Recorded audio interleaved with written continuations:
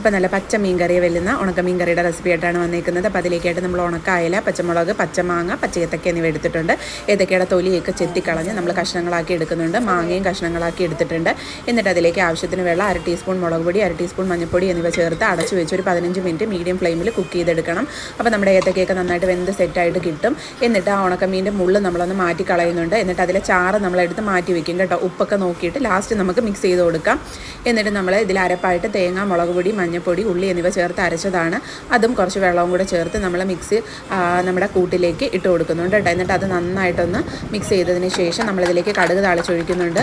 വെളിച്ചെണ്ണ ഒഴിച്ചതിന് ശേഷം നമ്മുടെ കുഞ്ഞുള്ളി അരിഞ്ഞതും നമ്മുടെ ഉണക്കമുളകും ഉലുവയൊക്കെ ചേർത്ത് നന്നായിട്ടൊന്ന് മൂപ്പിച്ചതിന് ശേഷം ഇതിലേക്ക് ഒഴിച്ചു കൊടുത്ത് നമ്മൾ വീണ്ടും ഒരു 5 മിനിറ്റ് ഇതൊന്ന് തിളപ്പിച്ചെടുത്ത് കഴിയുമ്പോഴത്തേനും നമ്മുടെ കറി സെറ്റായിട്ട് കിട്ടും. അപ്പോൾ എൻ്റെ വീഡിയോ ഇഷ്ടമായ എല്ലാവരും ലൈക്ക് ചെയ്യുക, ഷെയർ ചെയ്യുക, കമൻറ്റ് ചെയ്യുക, ചാനൽ സബ്സ്ക്രൈബ് ചെയ്ത് സപ്പോർട്ടും കൂടി ചെയ്യണേ. അപ്പോൾ ഇന്നത്തെ വിശേഷം അത്രയേ ഉള്ളൂ. Tata bye bye.